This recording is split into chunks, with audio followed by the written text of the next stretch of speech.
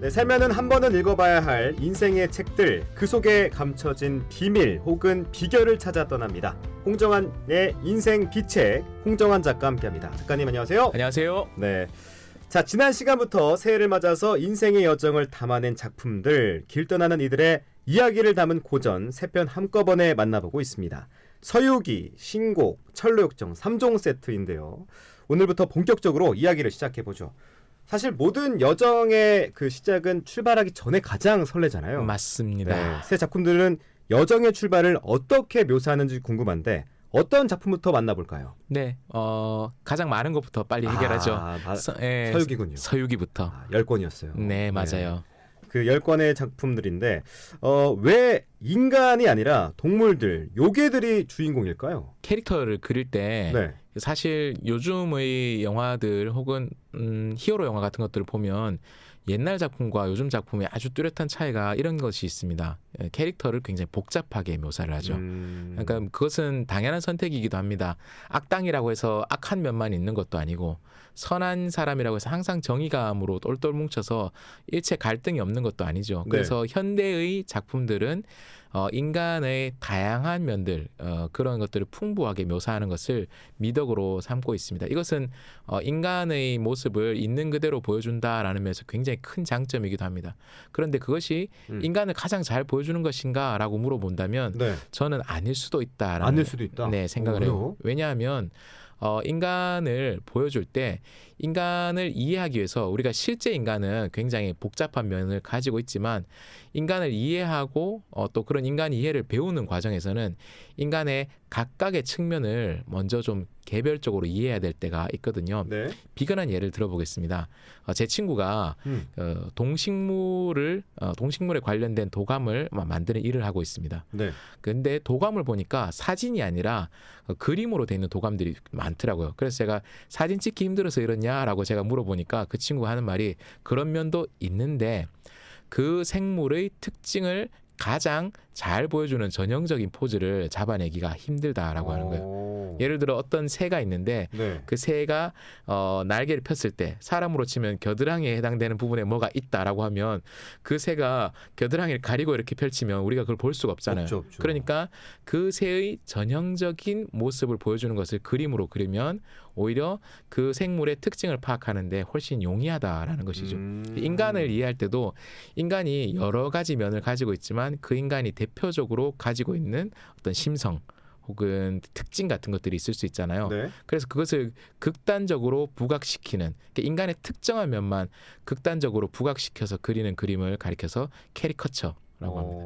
그러니까 일종의 캐리커처, 네. 캐릭터죠. 네. 그 캐릭터의 특정한 면을 부각시킨 것을 통해서 우리는 오히려 인간의 특정한 성품, 성향을 더욱더 잘 배울 수 있는 것이죠. 그래서 그렇죠. 한 사람 안에 그런 여러한 부분들이 존재한다라는 종합의 단계로 차차 나아가게 되는 면도 있는 것이죠. 그래서 장르물 같은 경우에 인간을 너무 얄팍하게 그렸다고 할 때 그것은 정당한 비평이기도 하고 때로는 부당한 비평이기도 한 것이죠.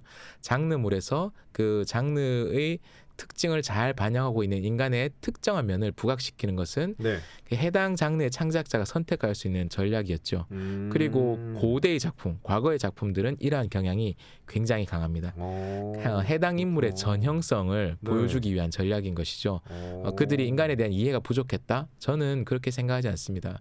고대인들은 우리가 생각하는 것처럼 어리석지 않고 어떤 면에서는 훨씬 현명한 면이 많아요. 그러나 인간을 이해하는데 적합한 당시의 방식이 그런 캐리커처 전략이었던 것이죠. 그런데 그것을 아예 인간이 아닌 요괴로 했을 때 예를 들어 저팔계, 네. 돼지, 탐욕, 식욕 이런 것들이 굉장히 바로 연결되잖아요. 그렇죠. 그러면 직관적이죠. 인간이 가지고 있는 탐욕, 인간이 가지고 있는 욕망이라는 면을 굉장히 직관적으로 보여주는 하나의 캐리커처 전략이 되는 것이죠. 그래서 네네. 그래서 요괴들과 함께 풀어가는 이야기가 우리에게 생명력을 가지고 여전히 익히고 있지 않나 저는 그렇게 생각을 합니다. 네. 또 신곡도 이 서유기 만만치 않게 판타지성이 강한데 단테 자신이 주인공으로 등장하잖아요. 네네네. 네, 이것도 좀 설명해 주세요. 네, 신곡은 어떻게 시작되냐면 단테가 제가 지난 시간에 35살에 총리에서 쫓겨났었다라고 맞습니다. 하는 것을 기억이 납니다. 기억하시라고 제가 네. 말씀드렸죠. 제가 신곡을 시작하는 신곡이 시거든요. 네, 첫 6행을 한번 읽어드리겠습니다. 좋습니다. 우리 인생길의 한 중간에서 나는 올바른 길을 잃어버렸기에 어두운 숲속을 헤매고 있었다.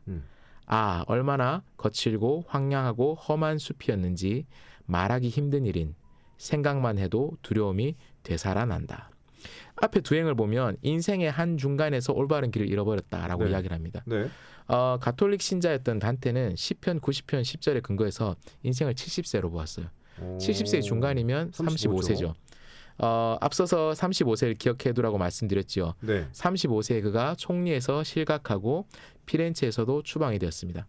이후에 실각하고 추방됐죠. 2년 뒤에. 네. 35세 총리가 되었을 때부터 그는 내가 올바른 길을 잃어버렸다라고 고백하는 것이죠. 총리가 된 순간부터 인생이 꼬였다라는 것이죠. 35세 총리가 됐다고 생각해 보십시오. 네. 얼마나 기세등등하겠습니까?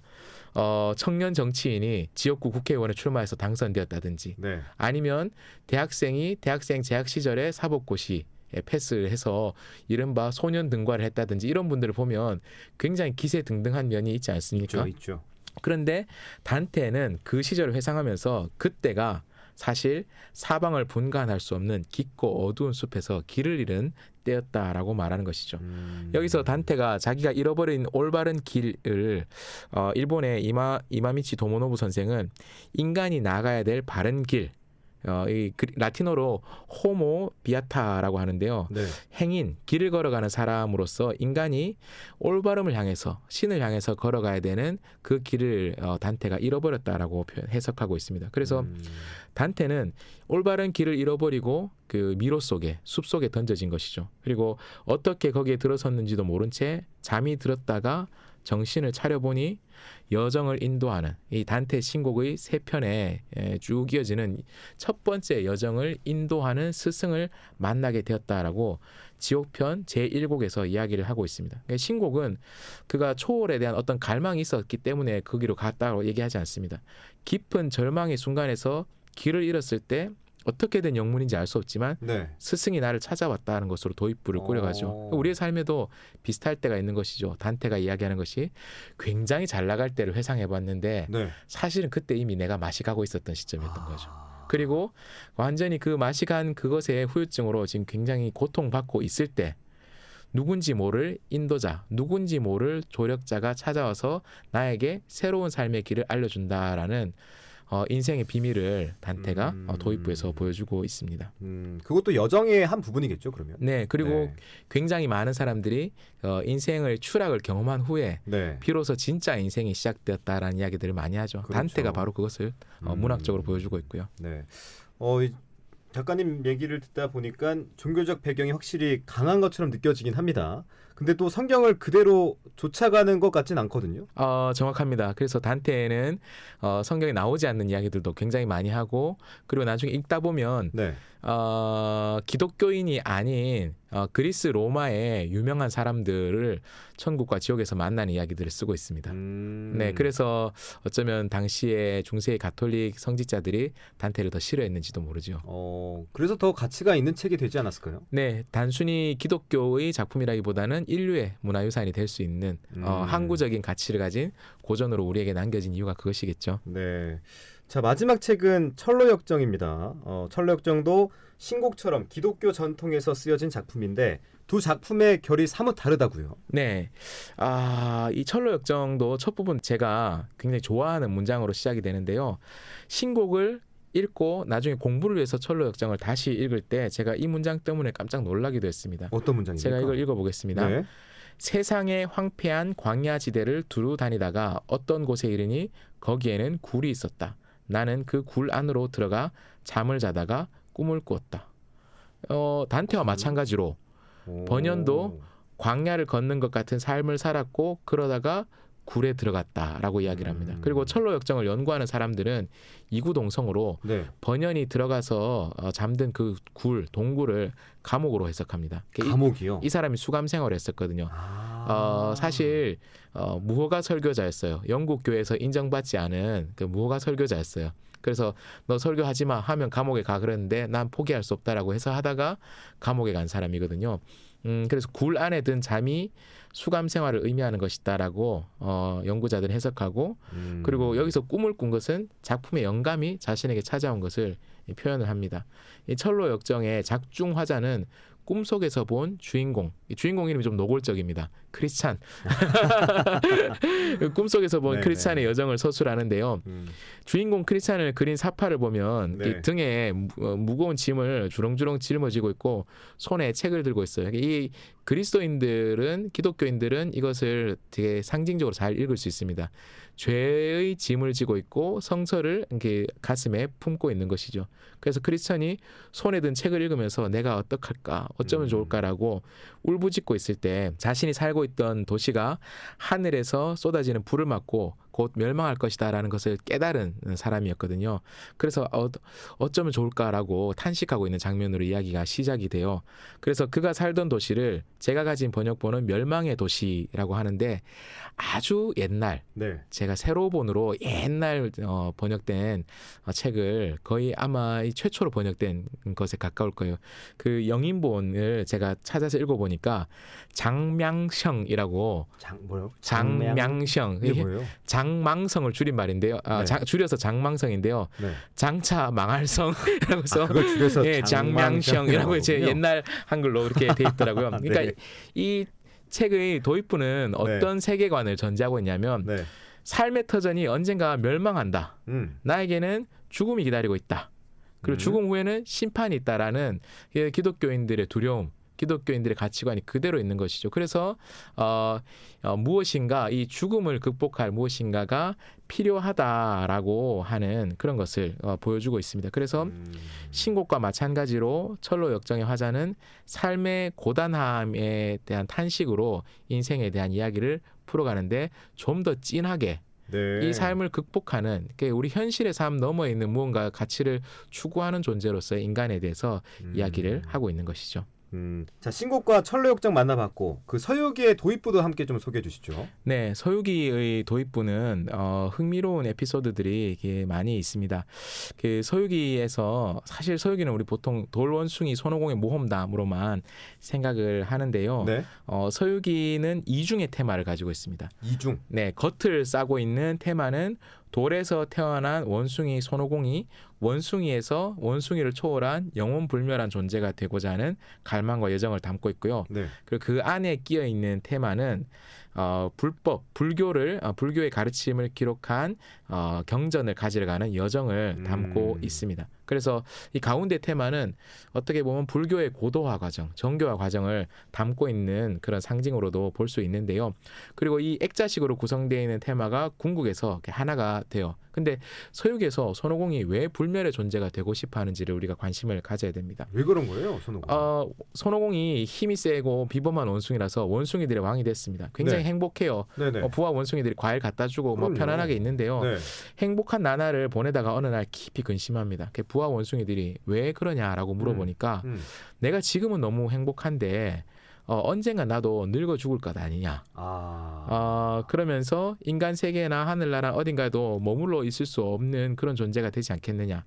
죽음과 죽음 이후에 대한 공포가 손오공의 여정, 원숭이를 초월한 존재로 살아가기 위해서 여정을 출발하는데 결정적인 동기를 줍니다. 뭐 철로 역정도 비슷한 멸망에 대한 공포가 동상이 비슷한 거예요. 그러니까 비슷한 그 고찰들이 있네요. 네, 그러니까 우리 삶에서 죽음 이후를 생각하지 않더라도 사람들이 치열하게 살아가는 것, 그 동기의 가장 큰 것이 뭐냐면 앞으로 삶이 어떻게 될지 모르는 미래에 대한 두려움이 현실을 치열하게 살아가게 만드는 동기가 된다라는 것이죠. 특별히 손오공은 죽음 후에 윤회에서 자기가 어떤 존재로 태어날지 모른다라는 것을 두려워합니다. 이렇게 생각해 보십시오. 닭을 즐겨 먹던 사람이 닭으로 환생한다고 생각해 보십시오. 이 얼마나 공포스러운 일입니까? 요즘 공장식 양계를 하지 않습니까? 24시간 내내 밝은 닭장 안에서 잠도 제대로 못 자고 모이를 쪼아 먹는 삶.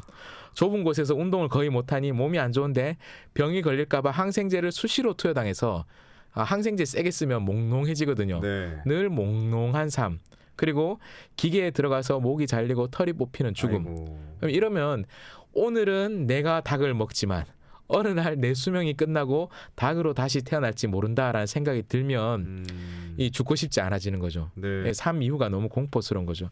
가능하다면 죽고 싶지 않고 다시 태어난다라도 가치 있는 존재, 인간으로 다시 태어나고 싶다라는 욕구가 있는 것이죠. 손오공의 갈망도 이러한 마음에서 출발합니다. 그래서 손오공이 막 여행을 떠나거든요. 네. 여기저기서 죽음을 피할 수 있는 그런 영원한 삶을 알려줄 방도를 가르칠 스승을 찾아서 길을 떠났는데 거기서 한 나무꾼을 만납니다. 나무꾼이 네. 어떤 노래를 불러요. 손오공은 그가 부르는 노래에 신선의 도가 스며들어 있다. 그래서 신선의 도가. 예, 신선의 도를 노래하는 분이구나. 이분이 스승이구나 해서 네. 저에게 영원한 삶의 길을 알려주십시오라고 하니까 나무꾼이 저도 배운 노래입니다. 그래서 그 노래의 원곡자 수보리 조사라는 분을 알려줍니다. 그래서 나무꾼에게 손오공이 그런 스승이 있다면 나 빨리 가서 배우겠다. 근데 나만 가지 말고 당신도 빨리 가서 같이 배우자라고 하니까 나무꾼이 나는 홀어머니를 봉양하는 외아들이라서 떠날 수 없다라고 말합니다. 손오공이 처음에는 포기를 안 해요. 네. 아니 그래도 당신의 효심을 하늘이 아시니 어머니 하늘이 책임져 주실 거니까 같이 가자라고 하니까 나무꾼이 화를 내면서 나 우리 어머니 모셔야 된다니까 그래서 거절을 해요. 이게 네. 동양의 출가 전통 잘 보여주는 것인데요. 여러분 출가와 가출의 차이가 뭔지 아십니까? 의지의 차이 아닙니까? 스스로 했냐 안 했냐? 출가는 다시 돌아오지 않는 사람. 가출은 언젠가 돌아올 사람이라고 어떤 스님이 말씀하시더라고요. 맞네요. 네. 그 저도 참 통찰력 있다라고 이 생각을 했습니다. 도를 얻기 위해서 가족의 생계에 대한 걱정을 뒤로 미루고 떨치고 떠날 수 있느냐 없느냐. 네. 이게 여정의 분기점이 되는 거죠. 그래서 이런 동양적 사유에 익숙하신 분들이 불교나 도교가 아니더라도 우리 역사에서도 보면 국가의 대의를 위해서 자신의 가족이나 사적인 것을 분연히 떨치고 일어나서 희생하고 가치를 혹은 대의를 공동체를 위해서 살아가는 것이 인간다운 삶이다. 가치 있는 삶이다라고 하는 그런 생각이 이미 서유기 안에도 씨앗이 맺혀 있었던 것이죠. 네. 그리고 나무꾼의 어머니와 직접 비교하는 것이 약간 비약일 수는 있지만 가족과 같은 원숭이들을 두고 길을 떠난 손오공이야말로 신선에게 배운 노래를 부른 사람보다 더 본질적인 여정에 발을 디딘 사람이다라는 것이 이 서유기가 보여주는 이 여정의 출발이다라고 할 수 있습니다. 이렇게 해석하니까 또 다르게 느껴지네요. 또 느끼는 게 이 동서양의 가치관이 크게 다르지 않다라는 것도 좀 느껴집니다. 두려움인 것이죠. 네. 인간을 움직이게 하는 것이 무엇인가? 미래에 대한 두려움, 죽음에 대한 두려움, 죽음 이후에 대한 두려움, 그리고 죽지 않더라도 당장 경제가 어떻게 될지 모르고 그리고 내 건강이 어떻게 될지 모르니 오늘 조금이라도 더 일해야 되겠다. 혹은 오늘 내가 좀 더 가치 있는 삶을 살아야 되겠다라고 하는 것이 모든 여정의 출발에 있었다라는 것이죠. 그렇군요. 자, 오늘 이 두려움에 대해서도 한번 생각해 보게 되는데 다음 시간에는 어떤 얘기들이 이어집니까? 여정은 혼자 갈 수 없습니다. 친구가 있어야 돼요. 네, 아프리카 르완다에 이런 속담이 있습니다. 빨리 있죠? 가려면 혼자 가고 멀리 가려면 함께 가라. 이 맞습니다. 긴 여정을 가려면 네. 이 여정을 함께 걸어갈 길벗이 꼭 필요합니다. 그래서 동양과 서양에서는 어떠한 길벗이 인생 여정을 풍요롭게 만들어주는가 그것을 한번 살펴보려고 합니다. 그럼 세 편에 모두 벗들이 나오는군요. 그렇습니다.